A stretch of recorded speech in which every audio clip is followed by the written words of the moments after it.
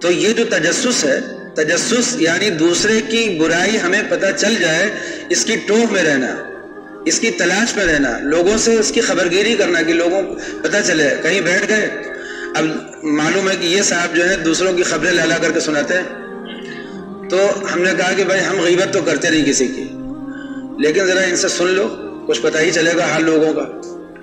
تو ہم نے لوگوں کا حال معلوم کرنے کے لیے کہ اچھا ان کے اندر یہ عیب ہے، ان کے اندر وہ عیب ہے، ان کے اندر وہ عیب ہے، ہمارا دل بڑا خوش ہو رہا کہ دیکھو سب ہم سے کم ہے.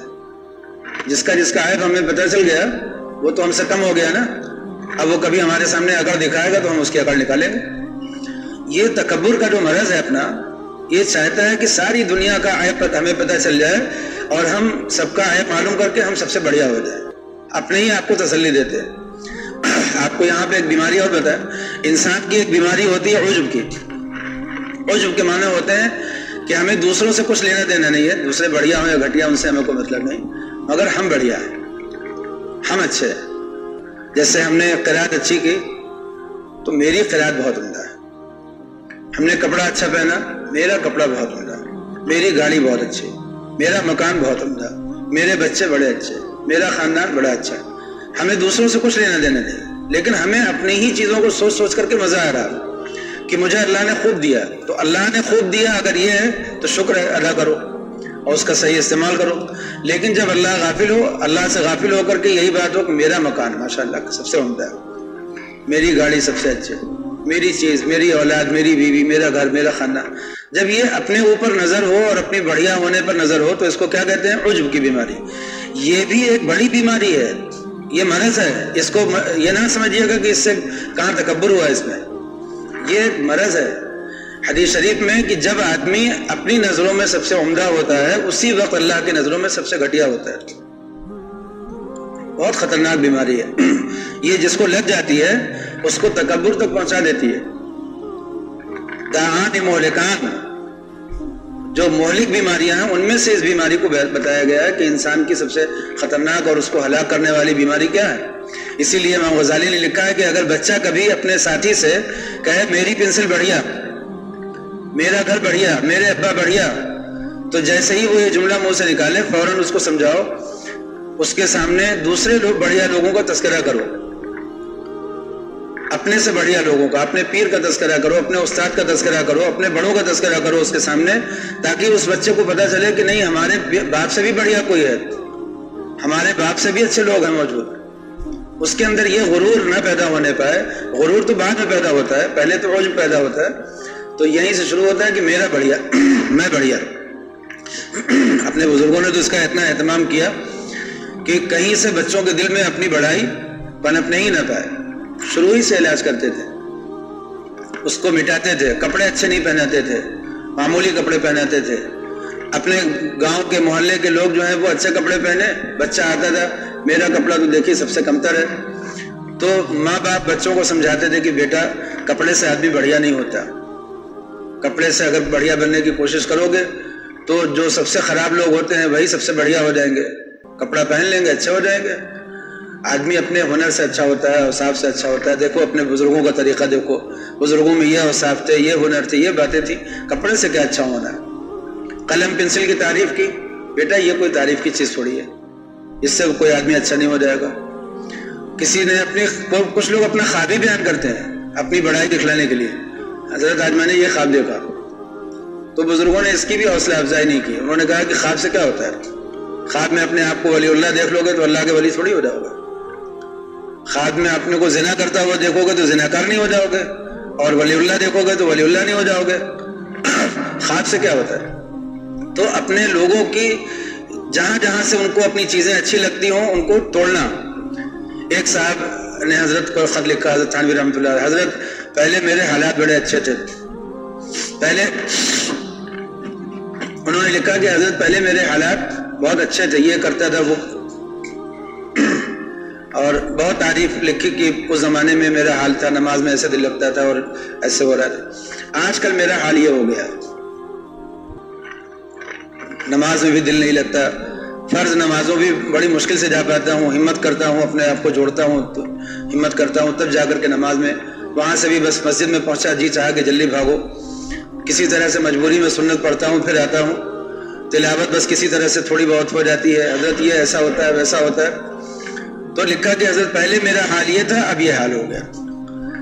تو حضرت نے لکھا کہ پہلے جس حال کو تم اچھا سمجھ رہے ہو وہ حال تمہارا خراب تھا، اور اب جس حال کو تم خراب سمجھ رہے ہو یہی حال تمہارا اچھا ہے. اللہ تعالیٰ نفس کو توڑتے ہیں، ایسے حالات ڈالتے ہیں تاکہ تم کو اپنے اوپر سے اعتماد ختم ہو جائے کہ تم اپنے اختیار سے بھی کچھ کر سکتے ہو. جب ہم چاہ رہے ہیں نماز پڑھنا اور پڑھنے میں دل نہیں لگ رہا ہے تو اس کا مطلب ہے نا کہ ہم اپنے اختیار سے نہیں کچھ کر پاتے. تو اللہ تعالیٰ ایسے حالات ڈالتے ہیں اپنے بندوں پر تاکہ ان کو اپنے اوپر سے اعتماد ختم ہو، اللہ پر اعتماد ہو. جب وہ نماز پڑھیں تو سوچے کہ اللہ نے توفیق دی. ایک نماز پڑھ کر کے نکلے، اگلی نماز کے لیے فکر ہو گئی کہ پتہ نہیں اگلی نماز صحیح پڑھ پائیں گے یا نہیں پڑھ پائیں گے. ایک روزہ رکھ کر کے فارغ ہوئے، اب اگلے روزے کی فکر ہے کہ خدا کرے کہ اگلا روزہ بھی صحیح ہو جائے. ایک رمضان سے فارغ ہوئے تو اگلے رمضان کی فکر ہے کہ اگر اللہ اگلے رمضان تک پہنچائے. یعنی خاتمہ ایمان پر ہو جائے، خاتمہ اعمال صالحہ پر جب تک نہ ہو جائے اس وقت تک اطمینان ہو ہی نہیں رہا. تب جب یہ انسان کو ہو جائے کہ اس کو اپنے نہ کسی عمل پر بھروسہ، نہ اپنے کسی مکان پر، نہ اپنے بلڈنگ پر، نہ کسی چیز پر، اپنی کسی چیز پر بھروسہ اس کو ہو ہی نہیں رہا، تب سمجھ لیجئے کہ اب وہ صحیح حالت میں ہے، صحیح جگہ پر ہے. اور جب اس کو اپنے وظیفوں پر، اپنی عبادت پر، اپنی بزرگی پر، اپنے خاندان پر اور اپنی بزرگوں سے نسبت پر اور اپنے کسی کی صحبت پر، ان سب چیزوں پر بھروسہ بنتا چلا جا رہا ہو تو وہ آدمی خطرے میں ہے. کب شیطان آ کر کے اس کو بھگا دے، گرا دے، وہ آدمی ہر وقت خطرے میں ہے. تو ہمیں سبق کیا لینا ہے آج کا سبق میں؟ سبق یہ لینا ہے کہ تجسس ایک بیماری ہے. ہم دوسروں کی بیماریاں کیوں جاننا چاہتے ہیں، ان کی ٹوہ میں کیوں رہتے ہیں، کیوں ہم دوسروں کی بیماریاں سمجھنا چاہتے ہیں، سننا چاہتے ہیں. یہی اسی شہر کی بات ہے کہ ایک ڈاکٹر، ایک بڑے ڈاکٹر کے بارے میں کوئی بات ایسی نامناسب کسی نے نقل کی اور وہ بات ہم تک پہنچی. ہم نے تذکرتاً اس کو اپنے ایک بڑے سے تذکرہ کیا کہ اس طرح کی بات، یعنی کہ وہ کوئی برائی کی نیت سے، بس صرف یہ کہ اس طرح کی ایک بات ملی ہے، خبر ملی. ان بڑے نے دیکھی ہماری کیسی اصلاح کی. انہوں نے فرمایا کہ نہیں، بالکل نہیں. کہا کہ وہ بہت ہی اچھے آدمی ہیں، بہت تعریف کی ان کی، بہت اچھے آدمی ہیں، اور کہا کہ اس طرح کی چیزوں پہ توجہ نہیں کرنا چاہیے. فوراً ہی انہوں نے لقمہ دیا. ہمیں بھی احساس ہوا، حدیث شریف میں بھی ہے کہ تمہاری قوم کے جو بڑے لوگ ہیں اپنے قوم کے بڑے لوگوں کی غلطیوں کو معاف کیا کرو، اس کو نظر انداز کیا کرو. تم ان کی غلطیوں کو پکڑ کر کے اس کا بتنگڑ بناؤ گے تو تمہاری قوم میں کوئی بڑا بچے گا. اس لیے کہ جتنے بڑے ہیں سب آدمی ہیں نا، جتنے بڑے ہیں سب آدمی ہیں، اور آدمیوں کی جو کمزوریاں اور بیماریاں ہوتی ہیں ان سب کے ساتھ ہے. تو کسی کی بھی غلطی پتہ چل گئی، بس تم نے اس کا بتنگڑ بنانا شروع کر دیا. ارے واہ کیا ملا ہے مواد فلاں صاحب کے بارے میں، اخبار میں چھپا ہے، ان سے تذکرہ، ان سے تذکرہ، ان کی بات خوب مزہ لے کر کے لوگ تذکرہ کر رہے ہیں. تو پھر پوری قوم میں کوئی بڑا بچے گا؟ سبھی تو آ جائیں گے ایک صف میں. حدیث شریف میں ہے کہ جو تمہاری قوم کے بڑے لوگ ہیں اپنے قوم کے بڑے لوگوں کی غلطیوں کو نظر انداز کیا کرو. دیکھیے حدیث شریف میں ایک ایک بات سکھائی گئی ہے. اب نبی کریم صلی اللہ علیہ وسلم نے معاشرے کی اصلاح پر کیسی کیسی باتیں فرمائی. تو وَلَا تَجَسَّسُوا، کسی کی بیماریوں کی ٹوہ میں مت رہو کہ تم کو کیا بیماری لگی ہے، چاہے وہ جسمانی بیماری ہو اور چاہے روحانی بیماری ہو، کسی کی بیماری کی ٹوہ میں نہیں لگنا چاہیے. کسی کے گھر کے اندر کا حال جھانکنے کی کوشش نہیں کرنا چاہیے. ارے بھائی ان کے گھر میں آج کل کیا چل رہا ہے، سنا ہے بڑی لڑائی چل رہی ہے، بھائی میں آپس میں بڑا اختلاف ہو رہا. یہ سب کرنے کی کیا ضرورت ہے تمہیں؟ دوسروں کے گھر میں کیوں جھانک رہے ہو، دوسروں کے ٹوہ میں کیوں رہ رہے ہو، دوسروں کا عیب کیوں پتہ کرنا چاہتے ہو؟ کبھی اس بات پر اپنے دل کا جائزہ لینا چاہیے کہ میرا نفس اس بات سے کیوں خوش ہوتا ہے کہ اس کو دوسرے کا عیب پتہ چلا. ہمیشہ یاد رکھیے گا، ایک کبڑے سے کسی نے پوچھا کہ تم کیا چاہتے ہو، کہ تمہارا کوبڑ ٹھیک ہو جائے یا ساری بستی کے لوگ کبڑے ہو جائیں؟ تو اس نے کہا کہ ہم چاہتے ہیں کہ ساری بستی کے لوگ کبڑے ہو جائیں، اس لیے کہ جس نظروں سے انہوں نے میری ہنسی اڑائی ہے، میرا مذاق اڑایا ہے میرے کوبڑ کا، میں چاہتا ہوں کہ سب کبڑے ہو جائیں تو میں بھی ان پر ہنس سکوں. تو یہ جو ہنسنے کا جذبہ ہے کہ مجھے بھی موقع ملے، میرا کچھ عیب لوگوں کے بیچ میں گیا تو لوگوں کا بھی کچھ عیب مجھے پتہ چلے تو کچھ تسلی ہو جائے گی نا، بیلنس ہو جائے گا. یہ ہوگا کہ میں ہی برا نہیں ہوں، اور بھی لوگ ہیں زمانے میں برا کہنے کو، تو کچھ پتہ چلے لوگوں کا عیب. آدمی اپنے آپ کو اپنی نظروں میں بڑھیا بنانے کے لیے دوسروں کا عیب ڈھونڈتا ہے. آدمی اپنے آپ کو اپنی نظروں میں بڑھیا بنانے کے لیے کہ میں بڑھیا ہوں، اپنے کو تسلی دینے کے لیے دوسروں کا عیب تلاش کرنے کی کوشش کرتا ہے. اگر اس کو پوری دنیا کے بارے میں بتا دیا جائے کہ سب عیب دار ہیں تو بڑا خوش ہو جائے گا کہ چلو کم از کم میں تو بچا. آدمی اپنے اندر کہاں رہتا ہے؟ سوچئے. اپنی ساری کمزوریوں کو بھولا رہتا ہے، سارے عیبوں کو بھولا رہتا ہے، اور چند جو اس کی نیکیاں یا چند اچھائیاں ہیں اسی کے خمار میں رہتا ہے. ایک شخص تھے، بہت لالچی تھے، اشعب نام تھا ان کا. عربی میں جو کہانیاں قصے ہیں انہی میں سے ان کا قصہ مشہور ہے کہ اشعب طماع تھے، لالچی، بہت ہی لالچی قسم کے تھے طبیعت کے. کہیں معلوم ہو جائے کہ فلاں جگہ کوئی چیز مل رہی ہے بس فوراً اٹھ کر کے چلے جاتے تھے گھر سے. معلوم ہوا کہ آج فلاں آدمی کھانا بانٹ رہا ہے، بس دوڑ کر کے پہنچ گئے کھانا لینے کے لیے. معلوم ہوا کہ کسی کے بعد دعوت ہے، بس پہنچ گئے دعوت میں. بہت ہی لالچی تھے، کوئی آدمی کچھ دے رہا ہو بس لینے کے پہنچ جاتے. تو ایک مرتبہ ایسا ہوا، اچھا چونکہ ایسے ہی تھے اسی مزاج کے، لڑکے بھی ان کو تنگ کرتے تھے. ایک دن ایسا ہوا کہ چند لڑکے ایسے کھڑے تھے، دیکھا اشعب طماع آ رہے ہیں تو وہ ان کے پیچھے لگ گئے، ان کو چڑھانے لگے، ان کو پتھر وتھر ہلکے ہلکے مارنے لگے، ان کا مذاق بنانے لگے. اب اس چیز میں سے بچنے کے لیے اشعب طماع نے لڑکوں سے کیا کہا؟ لڑکوں سے کہا ارے تم لوگ ہمارے پیچھے کہاں لگے ہو؟ دیکھو فلاں آدمی جو ہے وہ مٹھائی بانٹ رہا ہے. تو جتنے لڑکے تھے وہ سب اچھا فلاں مٹھائی بانٹ رہا ہے، سب بھاگ لیے وہاں سے مٹھائی کے چکر میں.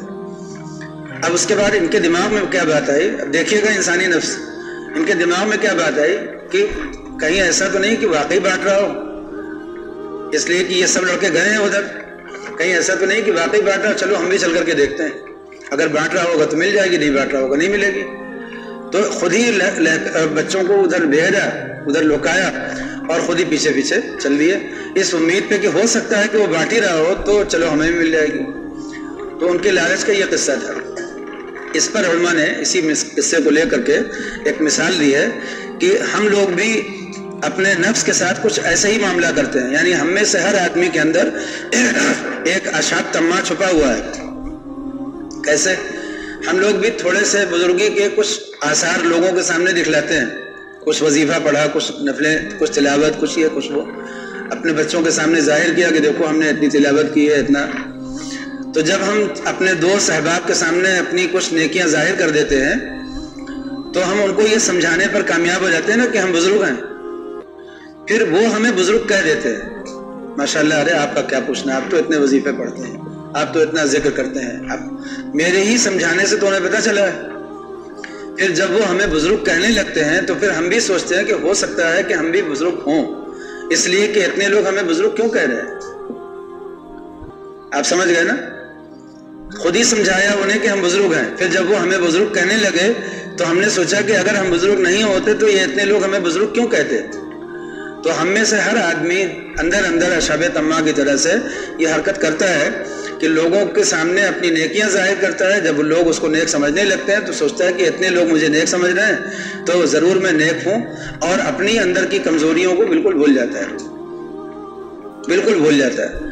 تو ہر آدمی کا جو نفس ہے، ہمارا اپنا نفس ہے، آپ کا اپنا نفس ہے، ہر مسلمان کے پاس نفس ہے، وہ نفس اس کو دھوکے میں رکھتا ہے کہ تم بڑھیا ہو، اور دوسرے لوگوں کے بارے میں وہ ٹو میں رہتا ہے کہ دوسروں کا عیب پتہ چلے تاکہ ہم اس پر اپنا بڑھیا ہونا ثابت کر سکیں. چاہے اپنے دلی میں ثابت کریں، دلی میں کہیں کہ دیکھو کسی سے کہیں مجمع میں کہنے کی ضرورت نہیں ہے، لیکن دل میں ہم سوچ رہے ہیں کہ یہ بھی گھٹیا، یہ بھی گھٹیا، یہ بھی گھٹیا، سب کا تو عیب مجھے پتا ہے، میں ہی ان سب کے بیچ میں بڑھیا ہوں. اپنا سارا عیب بھولے ہوئے ہیں اور دوسروں کا سارا عیب یاد کیے ہوئے ہیں، اور اسی سے اپنے نفس کو تسلی دے رہے ہیں کہ ہم بڑھیا ہیں. اس پر ہم نے آپ کو ایک واقعہ سنایا ہوگا ایک صاحب کا، جو انہوں نے اپنے شیخ کو خط لکھا تھا کہ میرے اندر کوئی برائی نظر نہیں آتی، اور شیخ نے ان سے کہا کہ جب نظر نہیں آتی تو پھر یہاں آنے کی کیا ضرورت ہے، پھر یہاں سے چلے جاؤ.